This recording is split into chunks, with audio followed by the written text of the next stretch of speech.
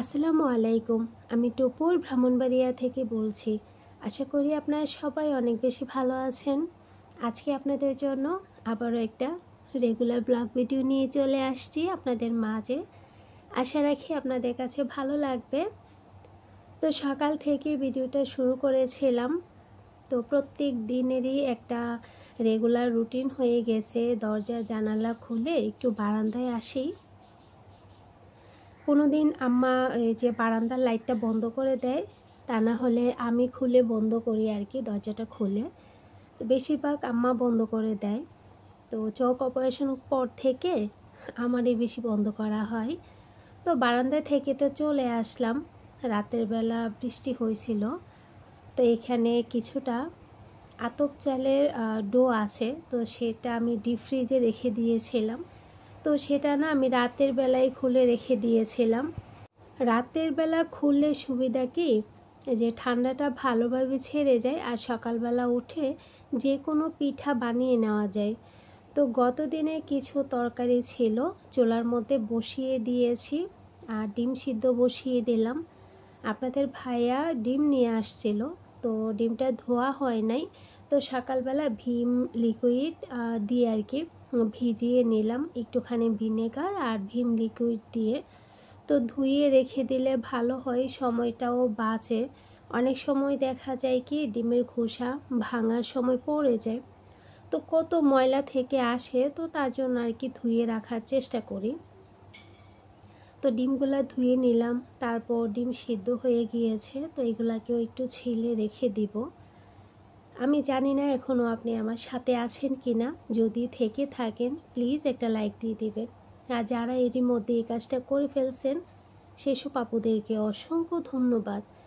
Regular 5টা ডিম সিদ্ধ করি, কারণ আম্মা, ইভা, আন্নি, এহসান, আপনাদের ভাইয়া সবাই খায় আর কি, আমি বাদ দিয়ে। তো আমার কাছে বেশি একটা ভালো লাগে না খেতে, কারণ ডিমের যে একটা গন্ধ আছে, স্মেল আছে, সেটা আমার কাছে ভালো লাগে না না পারতে। আবার মশলা দিয়ে ডিম ভুনাটা করে নিলে আবার ভালোই লাগে খেতে, ওটা আবার খেতে পারি। তাছাড়া যে খালি ডিম সিদ্ধ সেটা খেতে পারে না, খালি অনেকে আছে ডিম পোচ করে তারপর ভাজি করে খায়, তো সেটাও খেতে পারে না। তো তার জন্য আমি আর ডিম সিদ্ধ করি না। আপনাদের ভাইয়া বলে যে ডিম সিদ্ধ করো, খাও, কিন্তু ডিমের স্মেলটা আমি নিতে পারি না। এটা আমি বিয়ের আগে ডিম সিদ্ধ খেতে পারতাম। বিয়ের পর যখন আল্লাহ খুশি হয়ে আমাদেরকে ইভাকে দিয়েছিল, তো তখন থেকে দেখবেন কি যে কিছু খাবার দাবারের পরিবর্তন আসে। তো তখন যে এই যে ডিম সিদ্ধর যে স্মেলটা যে খারাপ লাগছে, আজও আমার ওই রকমই লাগে। তো তার জন্যই খাওয়াটা হয় না। তো এ আর কি। তো এইখানে আমি কিছু তালের ছিল, কি বলে, ডো ছিল আর কি, তাল যে মাখিয়েছিলাম সেটা ছিল।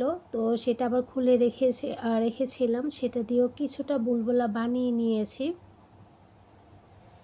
অনেক দিন আগে কিছু আপু আমাকে বলছিল যে ছিটা পিঠা কিভাবে বানায়, তো আপনাদের সাথে কথা বলতে বলতে দেখেছেন কিভাবে মাখিয়ে নিয়েছি। এভাবে করলে না আপনার ছিটা পিঠা অনেক সুন্দর হবে আলহামদুলিল্লাহ। তো এখানে আমি পিঠাগুলা বানিয়ে নিয়েছি। আর অবশ্যই বড় একটা কড়াইয়ের মধ্যে পিঠাগুলা বানালে না অনেক ভালো হয় আর কি, সুন্দর লাগে দেখতে, অনেক বড় বড় হয় তো ভালো লাগে। এই যে পিঠা বানাচ্ছি না, আমার কাছে বেশি একটা ভালো লাগে না, আমি আমার খাওয়াই হয় না, আপনাদের ভাইয়ার পছন্দ, তার জন্যই বানানো। আর হ্যাঁ, চিতই পিঠা হলে আবার একটা দুইটা খায় আর কি। তো এখানে ছিটা পিঠা তো ভুলেও মুখে দেওয়া হয় না, মাঝে সাঝে খাওয়া হয় আর কি। এই যে এইখানে আমি সব খাবার টেবিলে নিয়ে যাব। আপনাদের ভাইয়া গাছ থেকে গিয়ে একটা পেঁপে পেড়ে নিয়ে আসছে নিচ থেকে, তো এটা দিয়ে নাকি সালাদ খাবে, তো উনি এখানে কাটতেছে।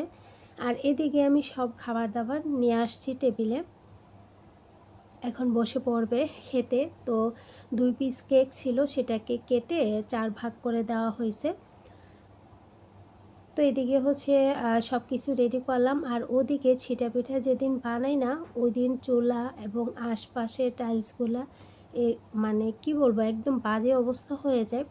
তো খাবারটা দিয়ে আমি চলে গিয়েছিলাম রান্নাঘরে গিয়ে আমি আমার কাজগুলো করে নিচ্ছিলাম, কারণ দুপুরে খাবার দাবার রেডি করতে হবে। আর চুলাটা না মুছে যদি খাবারটা বসিয়ে দিই, রান্নাটা বসিয়ে দিই, দেখা যাবে কি এই যে চালের আটাগুলা না আরও পুড়ে বিশৃঙ্খলা হয়ে যাবে। তার জন্য আগে রান্নাঘরটা গোছাবো, চুলাটা পরিষ্কার করব, তারপর আমি যে কি বলে রান্না বসাবো। তো এখন ওনারা খেতে থাকুক, আমি চলে যাই রান্নাঘরে। চুলার অবস্থা দেখেন। তারপর আম্মা আর আমার ছেলের জন্য লাল চা করে নিয়েছি। আমার তো দুধ চা ভালো লাগে বা কফি ভালো লাগে, তো এগুলা কিন্তু স্বাস্থ্যের জন্য একেবারেই ভালো না, জেনেও খাই। আর আম্মাও খায় না, আমার ছেলেও খায় না। মাঝে সাঝে যদি মেহমানদের সাথে দেওয়া হয় তাহলে খায়, তা না হলে খায় না। আপনাদের সাথে কথা বলতে বলতে আমি দেখেন চুলা, রান্নাঘর, সিঙ্ক যা যা ছিল সব কিছু পরিষ্কার করে নিয়েছি। এখন ক্যামেরাটা অন করে যদি করি, দুপুরের রান্নার আর সময়টা আমি দৌড়াইও পাবো না আর কি। তো তার জন্য কি করলাম, ক্যামেরা অফ ক্যামেরাই করে নিয়েছি, টেবিলটাকেও গুছিয়ে নিয়েছি। এখন আমি যে পানিটা মোটর ছাড়া হয়েছে, পানিটা এনে টেবিলে রেখে দিয়েছি, কারণ আপনাদের ভাইয়া প্রচুর পানি খায়, আর উনি যখন খেতে আসবে তখনই কিন্তু পানি থাকে না, আর তখনই বলবে যে পানি কেন জগে রাখি না। তো সব কিছু রেডি করলাম, তারপর আমার খাবারটা নিয়ে বসলাম। ব্রেড ছিল ফ্রিজে, সেটা আমি বসিয়ে দিলাম। আর এদিকে ছড়াটা আমি ধুয়ে নিয়েছি, তো ছড়াগুলাকে ভালোভাবে ধুয়ে নিলাম। ধুয়ে এখন আমি নাস্তাটা নিয়ে যাব আর ছড়াটা বসিয়ে দিয়ে যাব, যেন তাড়াতাড়ি করে ছড়াটা সিদ্ধ হয়ে যায় আর কি, আমি খেতে খেতে যেন সিদ্ধ হয়ে যায়। আর এদিকে একটা তেলাপিয়া মাছ আমি ভিজিয়ে নিছি। তো যখন ওই যে ফ্রাই করেছিলাম না, মানে আস্ত মাছ, তো তখন আম্মা বলছিল তেলাপিয়া মাছের ভর্তা এমনিতেও আম্মা অনেক পছন্দ করে, ঘরের সবাই পছন্দ করে। তো তার জন্য আমি একটা মাছ আলাদা করে রেখে দিয়েছিলাম যেন ভর্তা করে দিতে পারি। তো আজকে যে মাথা আর লেজটা দিয়ে আমি রান্না করব টক, আর মাঝখানে যে মাংসের অংশটা আছে না, তো সেটা দিয়ে করব হচ্ছে ভর্তা। এদিকে আমার ব্রেডগুলো শেকা হয়ে গেছে। তো ব্রেড কিন্তু খেলে আপনাদের ভাইয়া বলে ব্রেড খাওয়া ভালো না, এটা সেটা, কিন্তু ব্রেড খেতে আমার কাছে ভালো লাগে আর কি। তো এখানে আমি যে একটু কফি করে নিলাম আর আমার জন্য ব্রেড সেকে নিয়েছি, তো সেটা খাবো। ওদিকে ছড়াটা সিদ্ধ বসিয়ে দিয়ে যাব, মাছ খুলে নিলাম। তো এদিকে এই কাজগুলো হতে থাক, আর ওদিকে আমার খাবারটা আমি খেয়ে নিই। তারপর এসে আবারও রান্নাবান্না যুদ্ধ শুরু হয়ে যাবে আর কি। প্রথমে আমি ভাত বসিয়ে দিছি, কারণ হচ্ছে কি কাটাকাটি করতে করতে ভাতটা হয়ে যাক, কিছু একটা দিয়ে এহসানকে খাবারটা দিয়ে ফেলতে পারবো তার জন্য। তো এদিকে আমার সকালের খাবারটা শেষ হয়ে গেছে। তো এখন যে ট্রে মগ এগুলো ধুয়ে নিই, কারণ দুপুরে রান্নার আগে সিঙ্ক এবং রান্নাঘরটা চুলাটা যদি পরিষ্কার থাকে, দেখবেন রান্না করতে অনেক সুবিধা হয়, ভালো লাগে। তো সিঙ্কটা এখন কিন্তু আমার অনেক বেশি প্রয়োজন হবে, তার জন্য আমি সিঙ্কটাকে আগে পরিষ্কার করে নিয়েছি, তারপর রান্নাবান্নাগুলো করবো আর কি। আপনাদের ভাইয়া যে 2টা ট্রে নিয়ে আসছিল, তো ওইখান থেকে একটা আজকে খুলে ব্যবহার করেছিলাম।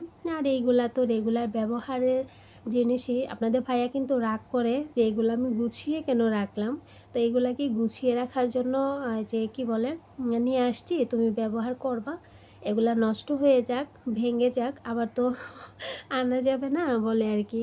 তো এখানে কিছুটা পানি পড়ে গিয়েছিল, তো আপনাদের ভাইয়ার জন্য এই যে দেখেন গ্লাস নিয়ে আসছি, মানে গ্লাস রেখে দিয়েছি। মগ দিয়ে পানি খেতে গেলে উনি খুবই বিরক্ত হন, বলে কি মগ দিয়ে পানি খাওয়া যায়, এটা সেটা আর কি। তো কিছু করার নাই, এক একজনের যে অভ্যাস এক এক রকম হতেই পারে, তাই না বলেন। যেমন আমার যতই খাবার দাবার সব কিছু সাজিয়ে গুছিয়ে দিই, বেশিরভাগ সময় আমার জুডার প্লেট দিতে আমি ভুলে যাই, মনে থাকে না। আর এটার জন্য যে কথা শুনতে হয় আর কি আপনাদের ভাইয়ার। আর লেবু, গ্লাসে পানি বা জগে পানি, তারপর প্লেট, এগুলা মানে মাস্ট লাগবেই, এগুলো থাকতেই হবে। সব কিছু সাজিয়ে গুছিয়ে দেই, বর্ন প্লেটটা মনে থাকে না, মাঝে সাজে। একদিন যদি না দিই তো মনে করেন 15 দিন দিই নাই বলবে। ওই যে সকালবেলা যে পেঁপে দিয়ে সালাদ বানিয়েছিল, 4 ভাগের 1 ভাগ দিয়ে আর 3 ভাগ রয়ে গেছে, তো সেটা দিয়ে আমি একটু মানে সবজি ভাজি করে নিব। তো আজকে বাজারে যাওয়ার মতো আপনাদের ভাইয়ার পরিস্থিতি নাই, কারণ হচ্ছে কি আম্মাকে নিয়ে একটু বের হয়েছে, একটু মানে ডাক্তারের কাছে যাবে তার জন্য। তো বললাম চলে যাও, আমি মিলিয়ে ঝিলিয়ে যা আছে তা দিয়ে রান্নাটা শেষ করে নেই। এহসানকে খাবার দিয়ে আসছি, ভাত আর সকালে ওই যে মাংস ছিল না, আমি 2 পিস উঠিয়ে রেখে দিয়েছিলাম, আলু ঝোল মাংস দিয়ে একটা ডিম দিয়ে ওকে ভাত দিয়ে দিয়ে আসলাম। এসে তারপর আমি রান্নাটা বসিয়ে দিচ্ছি। এখানে তেলাপিয়া মাছগুলো আমি একটু ভেজে নিচ্ছি, মাথাগুলাও একটু ভেজে নিচ্ছি, তা না হলে আমি যে ছড়া দিয়ে টক রান্না করব না, সেটা খেতে পারবো না। মাছের যে একটা কাঁচা স্মেল সবার কাছে লাগে না, কিন্তু আমার কাছে কিন্তু লাগে, আমি খেতে পারি না। তো তার জন্য যে আমি একটু ভেজে তারপর ব্যবহার করব, মানে রান্নাটার মধ্যে দিয়ে থাকবো আর কি। আর এদিকে আমি যে পেঁপের সাথে কিছুটা আলু দিলাম, গাজর দিলাম, দিয়ে তারপর একটা ভাজি করে নিব। এগুলা কাটাকাটি করতে করতে কিন্তু অনেকটা সময় চলে গেছে। এখানে ক্লাস শুরু হয়ে হচ্ছে 12টার সময়। তো ওকে দিয়ে আসলাম, এসে তারপর কিন্তু এগুলা করে নিচ্ছিলাম। আর ও যখন বাংলা পড়ছিল তখন আমি কাটাকাটিটা করে নিচ্ছিলাম, কারণ মানে যখন ওর টিচার আসে তখন তো ও একটা জায়গায় থাকে, দুষ্টুমি করে না, চুপচাপ আমি কাটাকাটিটা করে নিতে পারি। তা না হলে দেখা যায় কি আমার দৌড়ের উপর থাকতে হয়, শুধু বিচার আর ঝগড়াঝাটি ওদের ভাঙতে হয়। কারণ ওরা 2 বোন হচ্ছে একটু নীরবতা আর কি, মানে মানে চুপচাপ চলাফেরা আর কি পছন্দ করে, চুপচাপ থাকে। আর ও তো নাছোড়বান্দা, ও তো ওদেরকে চুপচাপ থাকতে দিবেই না, আর ওরা হচ্ছে এটা পছন্দ করে না। তো আমি তো মা, আমি কোথায় যাব বলেন? সারাক্ষণ আন্নি বলবে আম্মু দেখো তো ভাইয়া কী করে, ইভা বলবে দেখো তো আম্মু কী করে, এহসান বলবে আম্মু আমাকে ইভা আপু পিটা দিছে, চিমটি দিছে, মারছে। তো এটা সেটা বলতেই থাকে, তা আমি কি করব বলেন? তো যাই হোক, দোয়া রাখবেন আল্লাহ ওদেরকে বোঝার তৌফিক দান করুক। তো মানে 2টা হচ্ছে চুপচাপ আর একটা হচ্ছে চঞ্চল, এই মহা বিপদে আছি, মহা জ্বালায় আছি। তো যাই হোক, এইখানে আমি ওকে যেহেতু মাদ্রাসায় দিয়ে আসছি, কোনো টেনশন নাই, ওনারা এখন ঝগড়াও করবে না, কিছু না। একজনের পর একজনকে বাথরুমে পাঠালাম, গোসল করাচ্ছি। আর এদিকে তেলাপিয়া মাছের ভর্তাটা আমি করে নিব। মাছটা কিছুক্ষণ আগেই ভেজেছি, একটু ঠান্ডা হয়ে গেছে, মরিচও ভেজে নিলাম, কাঁচা পেঁয়াজ নিলাম। চাইলে কিন্তু পেঁয়াজগুলোকে একটু ভেজেও দিতে পারেন, কিন্তু কাঁচা পেঁয়াজের ভর্তাটাও কিন্তু একরকম টেস্ট হয়, আবার ভেজে দিলে টেস্টটা একটুখানি ভিন্ন হয় আর কি। তো কিছুটা লেবু পাতা নিচ থেকে আন্নিকে বললাম এনে দেওয়ার জন্য, তো ও আবার এনে দিল। আর লেবু পাতাটা দিলে না আলাদা একটা ফ্লেভার আসে, অনেক ভালো লাগে খেতে। মনে হচ্ছিল কি ভর্তাটা করে আরও যদি ডাবলের চেয়েও বেশি করতাম আরও বেশি লাগতো। তো এরকম আর কি, ভর্তাটা অনেক ভালো হয়েছিল, সবাই বলছিল আর কি। আর এমনি তো মাছের এই যে তেলাপিয়া মাছের ভর্তাটা অনেক পছন্দ ঘরে সবার। তো মাছের যে এই যে কাঁটাগুলা, তো সবগুলো আমি একটু বেছে নিচ্ছিলাম। আর ওদিকে যে শুকনো মরিচ আর কি বলে লেবু পাতা আর স্বাদ মতো লবণ, এটাকে একটু মেখে নিয়েছি। এখন আমি মাছের কাঁটাগুলা বেছে সব কিছু একসাথে মাখিয়ে নিচ্ছি। তো মাখানোর ওপরও কিন্তু অনেক সময় স্বাদ নির্ভর করে। তো এখানে তেলটা দিয়ে দিচ্ছি, দিয়ে ভালোভাবে মাখিয়ে নিব, তাহলেই কিন্তু তেলাপিয়া মাছের ভর্তা হয়ে যাবে। তো সুন্দর করে বানাচ্ছি, আমার কাছেও মনে হচ্ছে মজা হবে, ভালো হবে, কিন্তু ওই যে লবণটা চেখে দেখলাম, তাছাড়া আর কিছুই আমার খাওয়া হয় নাই। তো এদিকে আমি সব কিছু রান্নাবান্না রেডি করেছি, আপনাদের ভাইও আসছে, আম্মাও এসে গোসল করে নামাজ সব কিছু শেষ করেছে। আমি তাড়াতাড়ি করে রান্নাগুলো শেষ করলাম। এই যে ছড়ার টকটা দিয়ে ভাত খাবো, আর এই যে কি বলে ভর্তা করে নিয়েছি, ডিম ভুনা করলাম। তারপর এখানে আরও একটু তরকারি আছে, সেটাও আমি গরম করে নিয়েছি। তো সবগুলা প্লেট দিয়ে দিচ্ছি। এখান থেকে ডিম অনেক শখ করে একটা ডিম নিয়েছিলাম খাওয়ার জন্য। আমি বেশিরভাগ সময় কী করি, আমি যদি খাই ডিমটাকে মাঝখান দিয়ে কেটে তারপর ডিমটাকে রান্না করি যেন ভিতরে ভালোভাবে সবগুলা মশলা দিয়ে যেন ভিজে থাকে, তাহলে আমার কাছে খেতে ভালো লাগে আর কি, মানে মশলার ফ্লেভারটা যায়। তো তা না হলে সিদ্ধ ডিমের ফ্লেভারটা আমি কুসুমে গিয়ে পাই, তো তার জন্য আর কি। তো যাই হোক, সবাই তো খাওয়া দাওয়া শেষ করলো, করার পর আমি সব কিছু আবার একটু গুছিয়ে নিয়েছি। আবার কিছুক্ষণ পর আসবে, কি বলে, আরবি মেম আসবে আন্নি। তো এখানে আমি সবগুলা খাবার সাইড করে রেখে দিয়েছি, কারণ ইবা তো এখনও আসে না, ইবা তো স্কুলে। ইবা আসতে আসতে প্রায় 6:30টার উপরে বেজে যাবে, মানে 6:45টার মতো হয়ে যায় আর কি। তো এসে খেতে খেতেও সময় লাগে, তো তার জন্য সবগুলা খাবার এক সাইড করে আমি ঢাকনা দিয়ে ঢেকে রেখে দিয়েছি। ইবা খাওয়ার পর আমি গুছিয়ে নিব আর কি ফ্রিজে। যাই হোক, যারা এই পর্যন্ত আমার সাথে এসেছেন সবাইকে অসংখ্য ধন্যবাদ। সবাই অনেক বেশি ভালো থাকবেন, সুস্থ থাকবেন, আমাদের জন্য দোয়া রাখবেন। আপনাদের জন্য মন থেকে অনেক দোয়া এবং ভালোবাসা। আল্লাহ আপনাদের সবাইকে ভালো রাখুক। আল্লাহ হাফিজ।